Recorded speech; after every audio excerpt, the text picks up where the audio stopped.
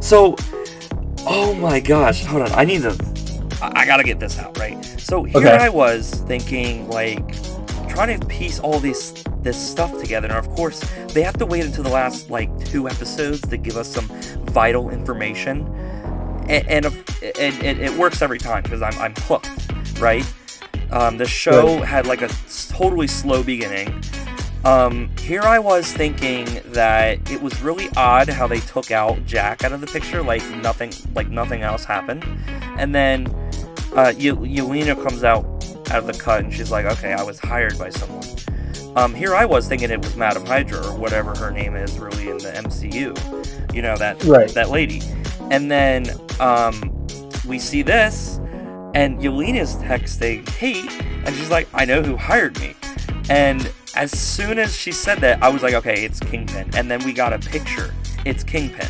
Now, I'm automatically thinking, when Kate was telling her mom about all this sketchy stuff that Jack was involved in, Kate's mother, Eleanor, what was that? Is that her name? Eleanor? Yeah, Eleanor. Eleanor has been working with Kingpin, and Jack must be, like, not with Kingpin, he must be on his own, like, organization, and they took out one of their competitors. So that's why Jack is missing now and not in the show anymore, because he got, like, taken out, basically. So, like, holy crap. Oh man, sorry, I just really needed to get that out. Well, you know, Eleanor hired Yelena, but because Fisk told her to. Sure. That's what I'm getting from it. That's like, what I'm getting from it. I feel like... You don't think so? Well, she didn't want Kate to actually hang around Clint, so she may have just been like, yeah, let's just kill him. You know what I mean? Oh, you know what? Yeah, you're right. Because she has those connections, she could have just hired somebody to take out Clint because he was killing mobsters and mobs and gangs. I can't say her name. I'm sorry, I keep interrupting you. No, you're fine. You know, Yelena was, like, waiting for that job too. Yeah. I mean, like, that's a contract. You know, that's the only thing that she could do post snap. You know, I don't know. It's crazy to me. Welcome back, guys, to another Chaotic Court podcast episode. Just watched episode 5 of Hawkeye. This episode was really, really good. Yeah, it was. Today we have a new guest. His name is Ethan. Oh, salutations, and I have jury duty. He has 2 jury months. duty, everybody. Yeah. I never got jury duty, but anyway. Neither really. I have Tristan, of course, and you already knew who I am. Let's get started. So this episode, we kind of start off with, like, a 2018. What would you call that? Not like a flashback. Yeah, it's kind of like a flashback. Yeah, it was a flashback because it wasn't currently happening. It was practically a flashback. Yeah. Yelena is... It flashed forward real freaking quick. But right, anyway, it really did. Yelena and another girl in the Black Widows are tracking other Black Widows and giving them the antidote that they found out in the Black Widow movie. Yeah, to cure them of their brainwashing. Yeah, I mean, spoilers if you haven't seen the Black Widow movie, but I feel like... I don't know. I'm hoping if you're watching Hawkeye, you've at least seen the Black Widow movie. I mean, not a lot of people... Sorry, go ahead. I haven't seen Black Widow. Mother of God! Oh. No! I don't care to, I so... should have asked you first, I'm so sorry. Man, yeah, we should have asked. But at the same time... It's fine. I don't really... Black Widow is the one Marvel movie I don't care about, so... It's not... It's not terrible. It's not terrible, but at the same time, for me... It definitely wasn't getting worth suit over. Yeah, for me, I definitely wanted to watch it. For anybody else, I don't feel like you need to watch it. Just watch the end credit scene, and maybe watch, like, Black Widow in 5 minutes or something. You know? Yeah. Just so that you can get the gist of it, and get the gist of the characters. I mean, I feel like it does kind of present itself, like, you know why that she hates Clint. Yeah. Like it's Right. if you go into the series, like you won't understand it the first time she shows up, but all you know is she's a Black Widow assassin. She's trying to kill Clint, and then in this episode, in this perspective, and if you haven't seen the Black Widow movie, in this episode it's explained that that's her sister. So Right. I feel like it presents itself in a way where you don't really need to see it. I'm now kind of feeling like that now, but just kind of like when we were watching SAO with Scott, he started off with season 4, and just like you said, it was a nice like. You mean AOT? What did I just say? SAO? I meant you said AOT. SAO. I'm sorry, I meant AOT. It was like a nice introduction for him, because technically you could watch. It's kind of like Star Wars. You can watch 4, 5, and 6. And then watch 1, 2, and 3, or 1, 2, and 3, and then 4, 5, and 6. You know what I mean? Yeah, you could just have different perspectives depending on what you watch. Yeah, so I feel like in the end game, as long as you kind of know at least the end credit scene, you can totally go watch Hawkeye before Black Widow. But that's just me. So anyways, they finally give this one girl that they've been tracking the antidote, and she thinks that they're brainwashed, which is understandable, and apparently she wasn't, so I don't know how she got out of that. But then they get to talking, and she tells them like, hey, I own this giant mansion, I own all this nice stuff because I was a contract killer, and that's how she made her money, which I feel like is probably how all of them would make their own money.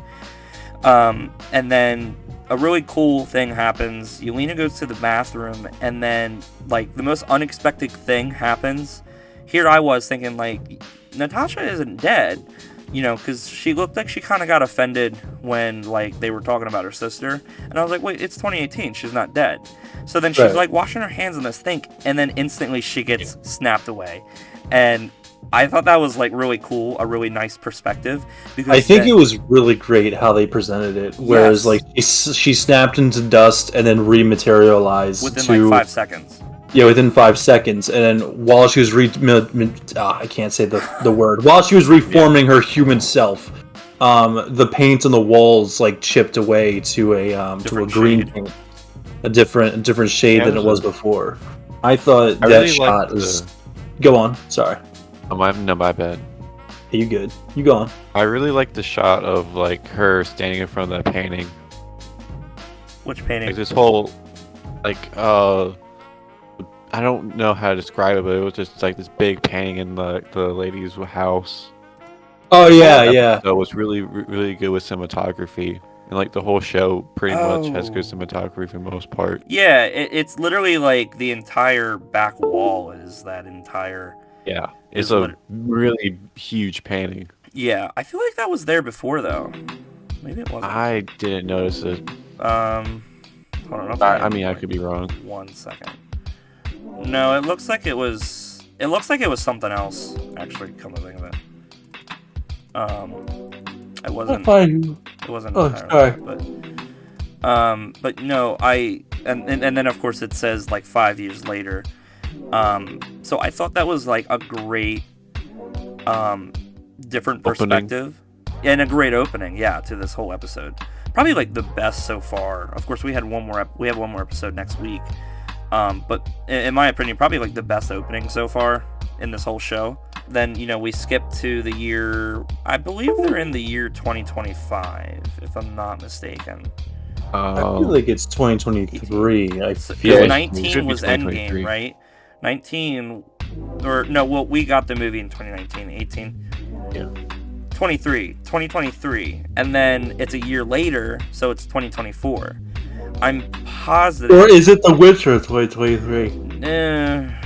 I don't think so. I don't think so. I think it has to be at least a year, because come to think of it, we don't even know when Endgame really happened. Like, it could have happened in the summer. Season-wise?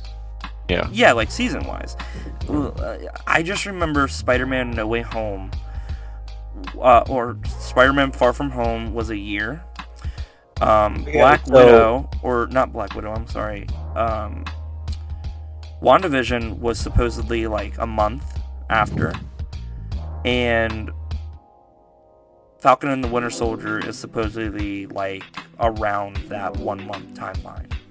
According to Wikipedia.org, Hawkeye is set in New York City around the Christmas season, 1 year following the events of Avengers Endgame in 2024. Ah, okay. So, we get this little flashback, of course, of the whole battle scene, I guess, in the last episode. And then we don't see Yelena for a while. Of course, Kate goes back home, and her mom's, like, all worried. And then I remember saying to you, Tristan, I'm like, where was this worried look and these worried emotions, like, in the very first episode, Yeah, or she let her daughter watch literal Armageddon happen for a good 20 minutes before trying to find her. Right, or when... I remember watching that episode, I'm like, she better be stuck under some rubble or something. No, she's completely fine. She was like, where was she for those 5 minutes? Exactly. I think I know where she was. Where? She was killing her husband. Oh, okay. Oh, shoot! That's holy crap. I like your theory. Yeah, the sky opened up and she said, "Today's the day. Today's the day." She's literally when like, aliens are invading, that's the best place to get your murder she's on. like, I need to kill my husband. Holy crap, what's happening outside? Oh, it's an invasion. I'll blame it on that. Exactly. That's a good theory. Just push them out a window. They're not going to tell the difference. I want you in the next episode on this podcast, because if it's true, you're getting all the credit. That's a good theory. Better be true. Because of course now we think bad on her mother, because she's now meeting up with Wilson Fisk. She is like working under him. And of course, I thought that Jack was as well. Because remember when they found out all that information about Jack, there was an underground smuggling or auction. I don't know why I said smuggling. There was underground auctions for like dark web shit, stuff that people aren't normally supposed to have, illegal stuff. He has his own organization. I think at one point we suspected that he was in charge of the Black Suit Mafia, or the Tracksuit Mafia, I thought. Yeah, tracksuits. I for some reason, we kind of got that idea, but, here I am thinking that maybe Maya worked for Jack, but obviously that's not true. I should have seen it coming, and I should have changed my opinion when I heard that she was getting her own show, and when I had heard that it was confirmed that she is the adopted daughter of Wilson Fisk. That's been confirmed, in case you think it's a spoiler. It's not. Marvel straight up came out and told us, but and then Ronan. And Marvel spoiled it. So then, and then with all that to think of, and then you have Ronan meeting up with Maya later on in the episode, and he pulls off his mask and he shows her who he is, that he is Ronan, and that Ronan's not just somebody else. So she doesn't go killing innocent people, thinking that she knows what she's doing. And he's saying, if you come after me and my family, that'll be the last thing that you do. And then of course he tells her that I was the beginning of that. I just want to point out that we both thought that Kazi was getting beheaded in that first shot. We thought that Kazi, I don't know why, but as Tristan pointed out, that he was going to be the first one to get taken down. So, here he is pointing the sniper, he's on lookout, and, obviously you take out him first. You take out the sniper first, so then here... Played plenty of it, man. Yeah, he pulls out the sword, and I've been watching too much Daredevil and Punisher recently, so, here I am thinking he's gonna get beheaded. I thought he was gonna get beheaded, too. On a Disney show. Oh, man. Of course. Or at least the throat slash. Right, remember when we thought that Disney was finally going dark when they did season 7 of Star Wars, the Clone Wars? Maul straight up beheaded one dude and chopped off the arm of another dude. Yeah. And I was like, holy crap, Disney's going dark. The Clone Wars has always been dark. That's true. Low-key. I feel like the darkest before season 7 was probably the episode with Krell. Oh where yeah, he turned all the clone troopers against each other. yeah, that guy was an asshole. That was the child slavery ring was kind of dark too. Wait, so. what was that one? Child slavery. Where was that at? It was like early on, because like Ahsoka was still pretty young. She was like 14. Child slavery. Oh, I think I know what you're talking about. But there was more than just that. There was like other slavery too. Like it was like yeah. I don't know. I'd have to review it. So I thought it was really cringe was when Yelena went to go visit Kate after her mom said, go get your stuff from your apartment. You're gonna live here for a while. And Yelena just starts up a conversation with this girl, and like you guys were just trying to kill each other not too long ago. I feel like what it is that she's showing Kate that she's how that she's no. It's more like I don't know what you mean by that sentence. Who's she pertaining to? That Yelena thinks that Kate is not a threat, or that she's not. Yeah. Okay. Yeah. Exactly. She's just like good. So we're on the same page. Mm-hmm. But it's also more like I'm literally just gonna come into your apartment and cook mac and cheese. I could kill you 10 times over. She's not wrong. If I wanted to. She's not wrong. She's had years of training, her entire childhood.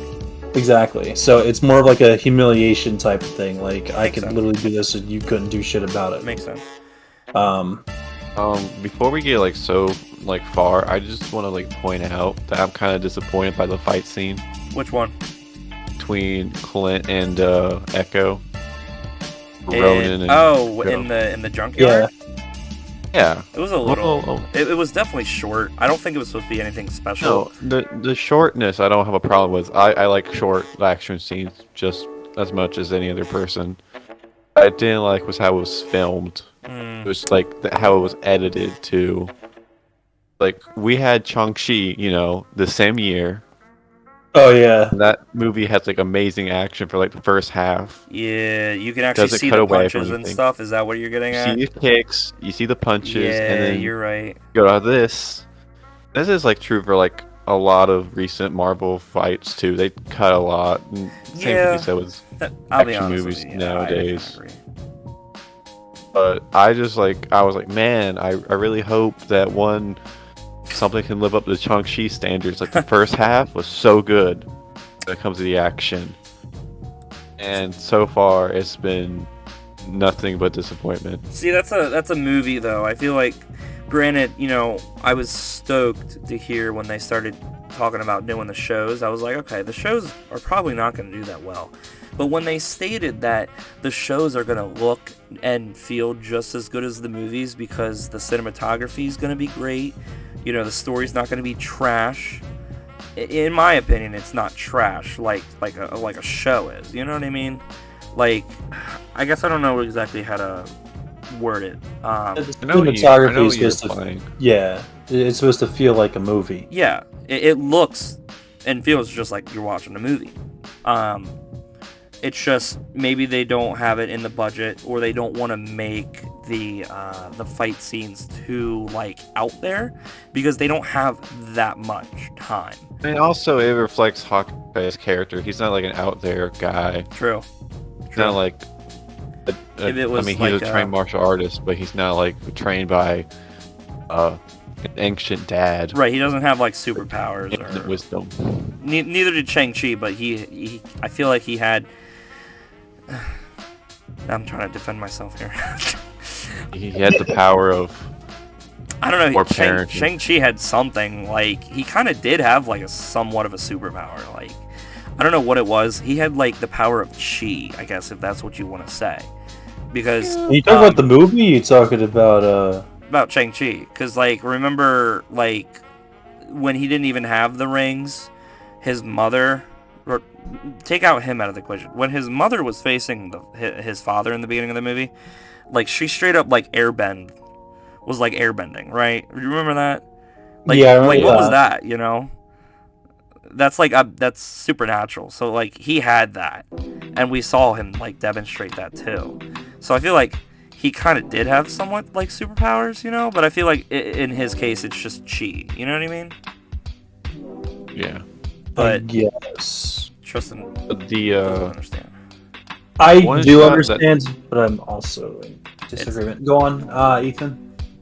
The one shot that I really like was like how it was like a very brief shot of like the fight.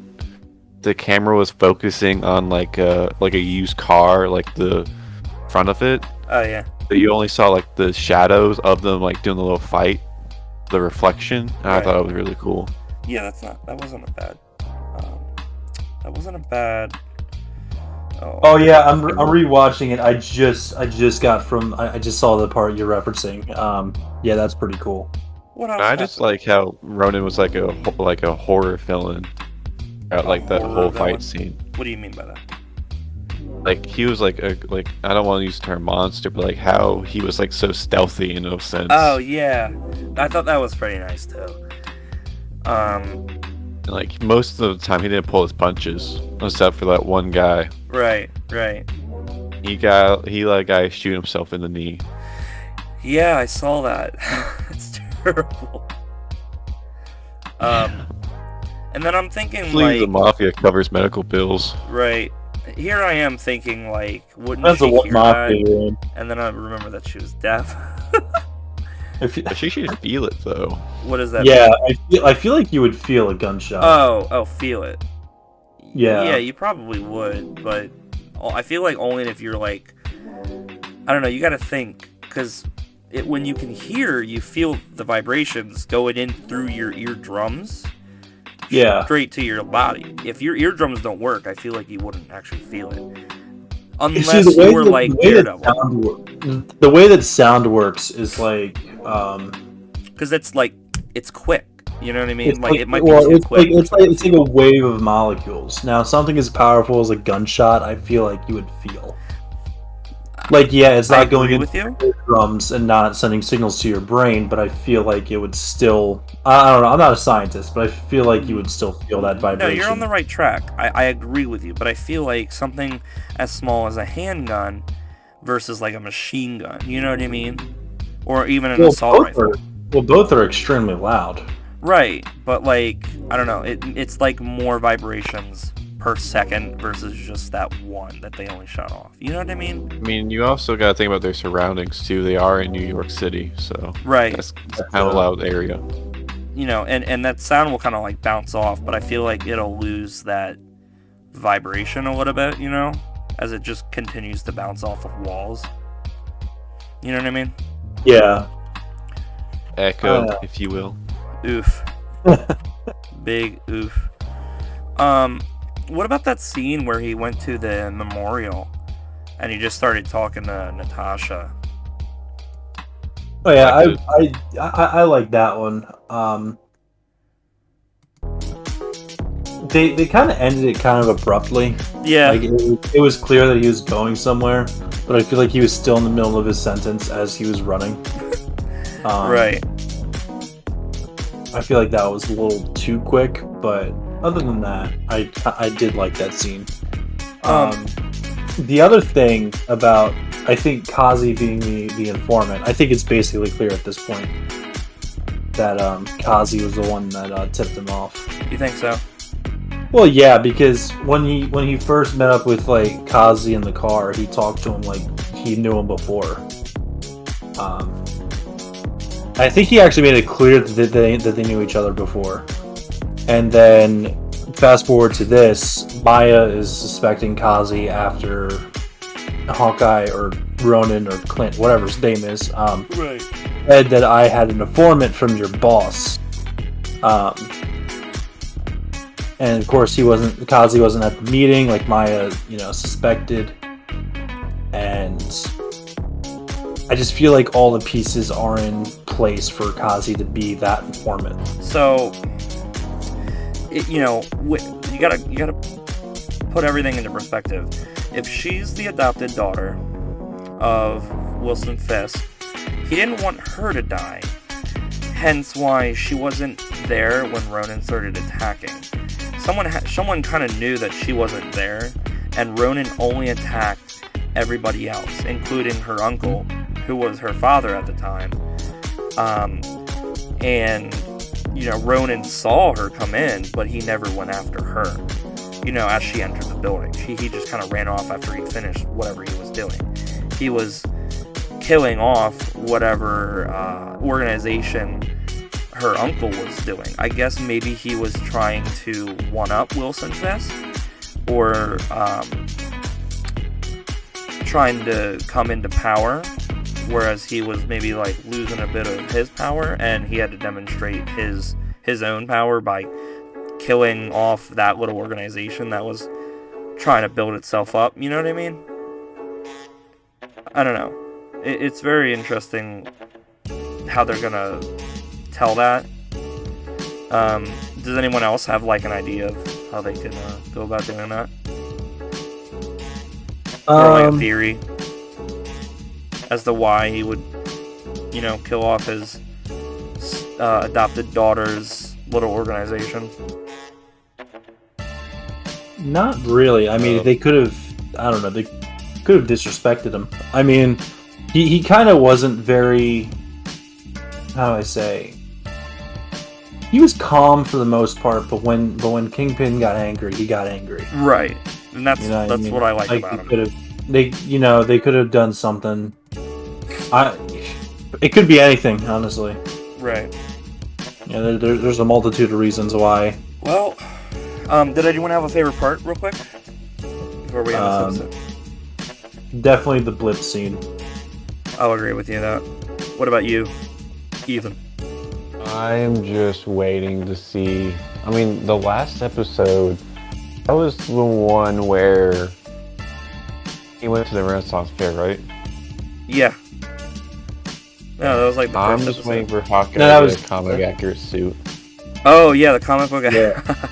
I think... Honestly, I feel like it's gonna happen in the last episode, because like when you like pull it up on Disney, LARPing? if you pull it up to like on Disney Plus, like you see him on like with the suit. You know what I mean? Well, that's like there's like a cover promo photo. I feel like, I don't know. Oh, you know what? I might have seen that. I either saw that, or I saw some kind of like drawing where someone had drew his like comic book accurate suit like it was a sketch. Like someone was like, yeah, that was Kate. Yeah. Yeah. I don't know. I feel like That's they definitely need to been put my it in there favorite. somewhere. They usually always kind of try to somehow, somewhere. Yeah. Hawkeye's always been my favorite, and I mean, there's like a modern suit that they can easily do, and I'm pretty sure that's what they're going to end up doing because it's everywhere on the ads, trailers and stuff. At least they keep the colors accurate. Yeah, you know at least they keep the colors. Yeah. I mean, it's pretty simple. It's only 2 colors, but you know. I mean, I'm not sure how accurate this show is to the Hawkeye solo comic. It's like inspired from. I don't think it's like. Go on. No, go ahead. Finish what you're saying. Like, I haven't read it, but I know about it. Right. I think it's like loosely adapted from it. It's not like Watchmen level where it's like page by page. Right. The costume is easily from the comic.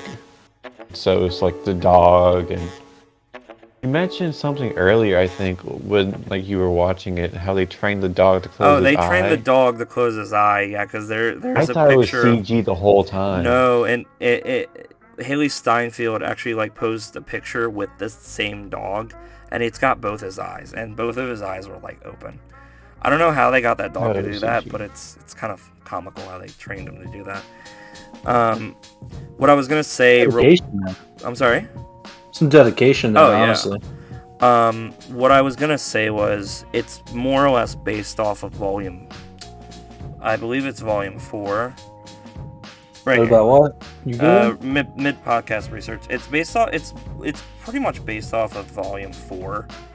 I have to send it to you, but I believe it's where we really like kind of come into contact with Kate Bishop, and then she kind of, from my knowledge, she kind of just takes over in volume 5, but to answer your question, we really got like a comic book accurate suit in like volumes 1 through 3, and then like volume 4, he just kind of like wears a t-shirt.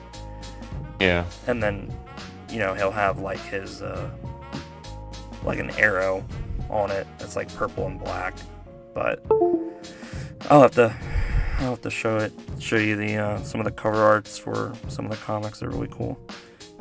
But yeah, this was a good episode. Did anyone else have anything else to share? No, I think I'm good. You good? Good. You good, Ethan? Yeah, I'm good. Gucci. All right. Well, thanks for listening to this episode. Episode 5. And thanks to Ethan for featuring in on this episode. Yeah. More welcome. We stream from time to time on Twitch. I know I did a couple days ago doing Halo Infinite. You can follow me at twitch.tv/hotpocket61. You can follow Tristan. He does stream from time to time, but mainly it's on the YouTube channel. So you'll find him there. But you'll find his Twitch at twitch.tv/ApolloYourKing. Ethan, did you have anything that you wanted to share? I just want to say that next episode, if Clint and Fisk fight, Clint is gonna get the shit beat out of him. Yeah, probably. I will add that in, but what I meant was, like, if you had any social media or a YouTube channel or anything that you wanted to add in. Yeah, Spooky Wave on the YouTube. I have an animation coming out soon, so. Nice. We'll look forward to that. Yeah, and we'll put his link in the description. All right. Thanks for listening, guys. Thanks for listening.